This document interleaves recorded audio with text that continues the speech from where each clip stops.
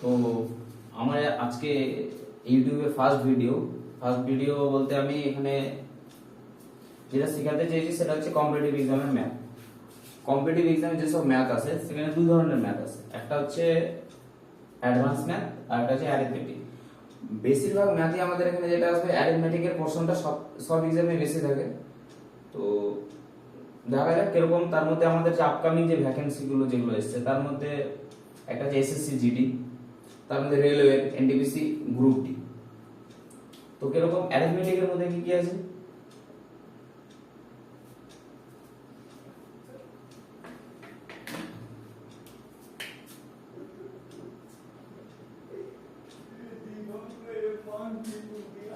Arithmetic আর এদিকে আছে advance. এই অ্যারিথমেটিক পোর্শনটা আমরা প্রত্যেকটা ইউটিউবে যতজন স্যার আছে প্রত্যেকে ধরে ধরে করার খুবই ভালো ভালো ভিডিও আছে, ঠিক আছে? তার মধ্যে আমিও চেষ্টা করবো যে আমি দেখি তোমাদের সঙ্গে সংযোগ স্থাপন কথাটা করতে পারি। এক নম্বর ফার্স্ট, এখানে কয়েকটা চারটা বেসিক চ্যাপ্টার আছে, ফার্স্ট আমাদেরকে শিখতে হবে ভালো মতো। ওই চারটা যদি বেস আমাদের তৈরি হয়ে যায় পরের চ্যাপ্টারগুলোতে প্রত্যেকটাতে ফার্স্ট যেটা শিখতে হবে আমাদের এখানে পার্সেন্টেজ।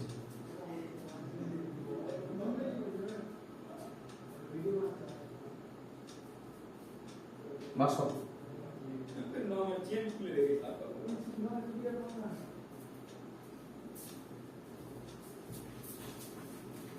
শতকরা। দুই নম্বর রেশিও, অনুপাত। তিন number percentage ratio, profit and loss.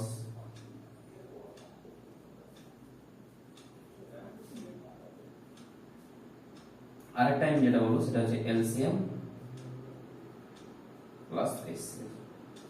এটা অনেক জন বলে অ্যাডভান্সের, আবার কেউ বলে যে অ্যারিথমেটিকের, কিন্তু আমি ধরে নিলাম এটা অ্যারিথমেটিকের। চারটা টপিকে যদি আমি কমান্ড বানাতে পারি তাহলে অটোমেটিক পরে যে চ্যাপ্টার আরো পরে যে পরবর্তী 6-7টা চ্যাপ্টার আসবে ওগুলোতে আমাদের এমনিতে বাড়তে থাকবে। কিন্তু আমাদের সঙ্গে খেলতে শিখতে হবে, আমাদের কোথায় পার্সেন্টেজটাকে খেলতে শিখতে হবে। পার্সেন্টেজ থেকে ফ্র্যাকশন মানে হচ্ছে ভগ্নাংশ, ভগ্নাংশ থেকে পার্সেন্টেজে কিভাবে আসবো এই জিনিসটা শিখতে হবে খুব ভালো করে আমাদেরকে।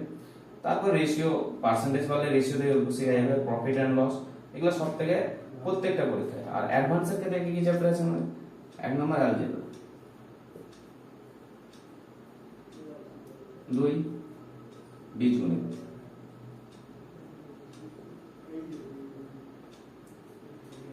3 নম্বরে আছে 2 নম্বরে কি দেবো? ত্রিগো।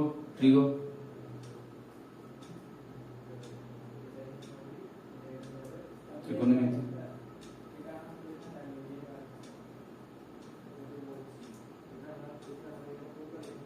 মেনসুরেশন,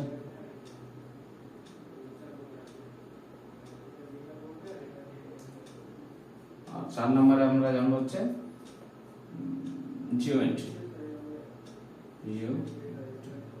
এই মেনসুরেশনের দুটো ভাগ, একটা 2D একটা 3D। এই এই এই এই পোর্শনটা প্রত্যেকে ভালোভাবেই করে, কিন্তু আমরা কি করি এই এই পোর্শনটাকে আমরা কি করি ইগনোর করে যাই।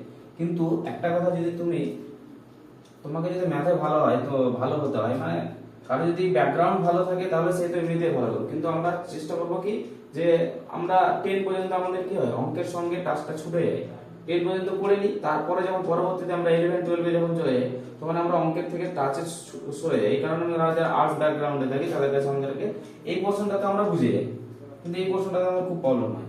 কিন্তু এই পোর্শনটা তোমরা যদি আমার সাথে লেগে থাকো তো বলবো যে এই পোর্শনটা তোমরা দেখবে যে এই পোর্শনটা থেকে তোমরা এখানটাতে বেশি ডেভেলপ হয়ে গেছে, এটাতে তোমাদের দক্ষতা বেশি অর্জন হয়ে যাবে। তো আমি যেটা বলতে চাইছি তোমাদেরকে প্যারালাল অ্যারিথমেটিকের সাথে অ্যাডভান্স দুটোকে বোঝানো হবে। দুটো করে ক্লাস আসবে পার ডে, অ্যারিথমেটিকের একটা আসবে, অল্টারনেটিভে অ্যাডভান্সের একটা আসবে। তোমাদেরকে লেগে থাকতে হবে, আমি যা ক্লাসে করাবো তার তোমরা নোট বানিয়ে নেবে। তারপর নোট বানানোর পর আমি যে নেক্সট দিন যখন ক্লাস করতে আসবে অবশ্যই যে নোটটা বানাবে সেটাকে অবশ্যই রিভিশন করে নেক্সট ক্লাসে আসবে, তাহলে দেখবে যে প্রত্যেকটার সঙ্গে প্রত্যেকটা লিঙ্ক তৈরি হবে। তো আমাদের টার্গেট থাকবে আমি তোমাদেরকে এটাকে এই যে পার্টটা আছে অ্যাডভান্স পার্টটা এটাতে পারদর্শী করে তুলবো। অ্যালজেব্রা আছে, ট্রিগো আছে, মেনসুরেশন আছে, জিওমেট্রি আছে। প্রত্যেকটা চ্যাপ্টার এগুলো দেখে মনে হয় বাবা এর এতটা, কিন্তু আমরা যদি রিয়েল এক্সামে দেখি, রিয়েল এক্সামে এখানে কঠিন কঠিন অঙ্ক আসে না, একদম সহজ গুলোই আসে, কিন্তু আমরা কি সূত্র দেখে সরে যাই, যার ফলে আমাদের মনে করে যে কোনো পরীক্ষাতে যদি 25খানা অঙ্ক থাকে, 25খানার মধ্যে এই পোর্শনটা থেকে 6টা বা 4টা ধরলাম, কিন্তু আমরা এই পার্টটা তো করে নিতে পারি, কিন্তু এই পার্টটাতে আমরা টাচ করতে, কিন্তু সেখানে কিছুই থাকে না, জাস্ট শুধু তোমাকে ফর্মুলা জানতে হবে, আর ফর্মুলাটা শুধু অ্যাপ্লিকেশন জানতে হবে, এতটাই কাজ থাকে। এতটা কমপ্লিট করতে পারলে তুমি এটার সঙ্গে কি বলে, তাহলে তুমি এজ পেয়ে যাবে, তাহলে তুমি ঠিক জায়গাতে একটা পৌঁছে যেতে পারবে। তো অঙ্কে বেসিক থেকে অ্যাডভান্স পৌঁছাতে গেলে অঙ্কের একটাই নিয়ম, আমরা ছোটবেলা থেকে স্কুল লাইফ থেকে যখন আমরা যেটা শিখে এসেছি যে প্র্যাকটিস যে যত করবে অঙ্কে তার তত বেশি তত বেশি পারদর্শী হতে পারবে। প্র্যাকটিস করতে হবে রেগুলার, প্র্যাকটিস না করলে, আমি যদি অঙ্ক করি, আমি যদি প্র্যাকটিস করা ছেড়ে দিই, একটা টিচারও যদি সে থাকে, সে যদি প্র্যাকটিস করা ছেড়ে দেয়, ওই ভুলে যাবে অঙ্ক, ওই রিদমটা পাবে না। রিদম থাকাটা খুব জরুরি অঙ্কের ক্ষেত্রে। তো বেসিক থেকে কিছু জিনিস আছে, যে বেসিক জিনিসগুলো আমাদেরকে জানতে হবে। যেমন ফার্স্ট বলবো আমরা কি, ছোটবেলা থেকে আমরা নামটা পড়েছি বা টেবিল যাকে বলে, সেই জিনিসগুলো আমাদেরকে এখানে কতদূর জানতে হবে। আমি তো বলবো 1 থেকে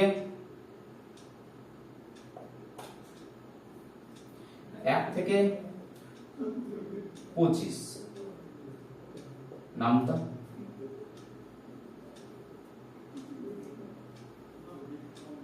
1 থেকে 30 স্কোয়ার,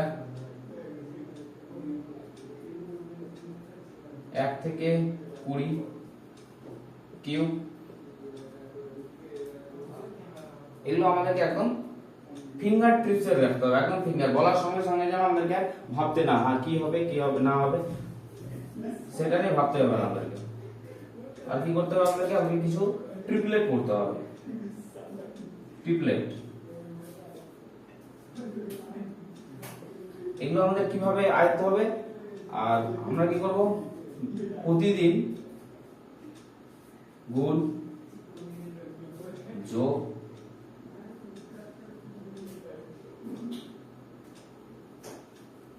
প্র্যাকটিস করতে হবে, প্র্যাকটিস। ক্লাস করার আগে আমি তোমাদেরকে প্রত্যেকদিন গুণ করার কিছু শর্ট ট্রিক, যোগের কিছু শর্ট ট্রিক, ট্রিপলেট গুলো প্রতিদিন ক্লাসে, তো আমাদেরকে ডেইলি প্র্যাকটিস, বেশি না, প্রথম তোমাকে আমাদেরকে 30 মিনিট করে টাইম দিতে হবে ক্যালকুলেশনে, 30 মিনিট, 30 মিনিট। এই 30 মিনিট টাইম তুমি দিবা, 30 মিনিট প্রথম দিকে 30 মিনিট লাগবে, একটা টাইম আসবে তুমি সেটা 10 মিনিটে, 10 থেকে 15 মিনিট, এই 15 মিনিটে তোমার হয়ে যাবে।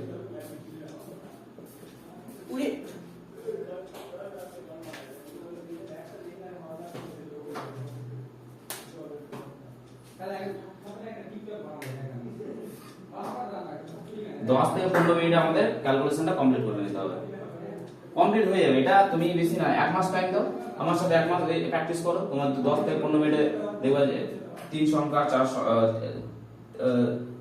আমি যখন ক্যালকুলেশনটা করবো তখন তোমরা বুঝতে পারবে কিরকম আছে। কিন্তু তোমাকে নামটা মুখস্থ করতে হবে, 1 থেকে 25 মুখস্থ করতে হবে না, লিখে লিখে প্রতিদিন আমি দেখাবো তোমাদেরকে, সেই ক্লাস করানোর আগে জিনিসগুলো দেখাবো, সেগুলো তোমাকে শুধু করতে হবে। আরেকটা জানতে হবে percentage to fraction, percentage to fraction, fraction to percentage, এই জিনিসগুলো আমাদেরকে জানতে হবে। এগুলো হচ্ছে বেসিক জিনিস। এই জিনিসগুলো যত তুমি ফার্স্ট করবে, তুমি সংখ্যার সঙ্গে কিছু না, অঙ্ক হচ্ছে কম্পিটিটিভ লাইনের অঙ্ক হচ্ছে সংখ্যার সঙ্গে তোমার পরিচিত একটা পরিচয় বানাতে হবে। যেরকম তুমি,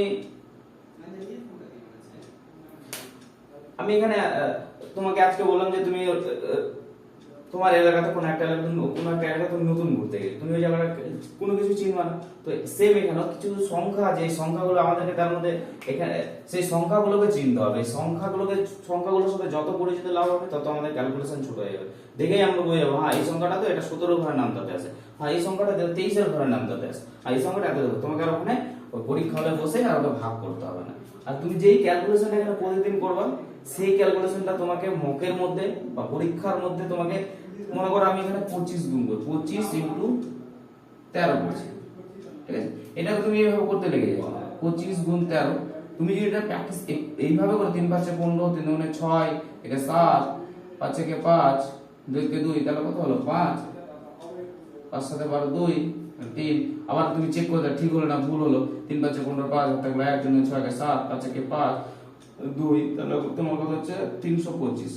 এরকম করতে আমরা যাব না, আমরা কিভাবে করব, হয় দুই ভাবে করব।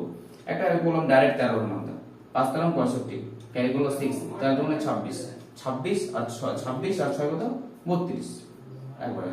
এইসব জিনিস আমাদেরকে, যেটা এখানে আমরা প্রতিদিন আমরা ক্যালকুলেশন করব, সেই প্রতিদিনের ক্যালকুলেশন যখন আমরা অঙ্ক করব, কোনো প্র্যাকটিস সেট করব, তখন প্র্যাকটিস সেটের মধ্যে আমরা যাতে এইভাবেই গুণটাকে করি, সেটা আমাদেরকে মাথায় রাখতে হবে। তুমি প্র্যাকটিস, তুমি ক্যালকুলেশন করছো এইভাবে করে, কিন্তু যখন কোনো অঙ্ক তুমি প্র্যাকটিস, কোনো পরীক্ষার মধ্যে যখন মক টেস্ট প্র্যাকটিস করছো, তখন তুমি এইভাবে করছো, তাহলে কিন্তু হবে না। তুমি এখানে যে জিনিসটা প্র্যাকটিস করছো সেই জিনিসটা তোমাকে, তুমি এখানে যেটা প্র্যাকটিস করছো সেই জিনিসটা তোমাকে মকই করতে হবে। আমাদের টার্গেট থাকবে একটাই, যে আমরা যে চ্যাপ্টার যে অঙ্ক শিখবো সেই অঙ্কটা যাতে আমরা এখানে যে নিয়মটা শিখবো সেই নিয়মটা যাতে আমরা মকের মধ্যে অ্যাপ্লাই করতে পারি, না হলে হবে না। মকে অ্যাপ্লাই করতে শিখতে হবে, যে যত তাড়াতাড়ি মকে অ্যাপ্লাই করতে শিখবে তার তত তাড়াতাড়ি ডেভেলপ হবে, তার তাড়াতাড়ি ডেভেলপ হওয়া সম্ভব। বুঝতে পারলে কি বলবো? তাহলে আমাদেরকে এটার সাথে আমাদেরকে কি করতে হবে, সংখ্যার সাথে খেলতে শিখতে হবে। যে যত ভালো খেলতে শিখবে ও সংখ্যার সাথে পরিচিত লাভ করবে, যে তত অঙ্কের প্রতি তত আমাদেরকে অঙ্ক দেখে ভয় করলে হবে না, যে অঙ্ক এরকম অঙ্ক কি, ভয়ে কিচ্ছু নাই অঙ্কের সাথে। যত তুমি প্র্যাকটিস করবে অঙ্কের মধ্যে ভিত তোমার কেটে যাবে। তো নেক্সট দিন থেকে আমাদের ফার্স্ট ক্লাস শুরু হবে। আমি চাইছি এইভাবে করে করতে, তোমরা কমেন্টে জানাবা তোমাদের মতামত কি। আমি আমার মতে এইভাবে চাইছি যে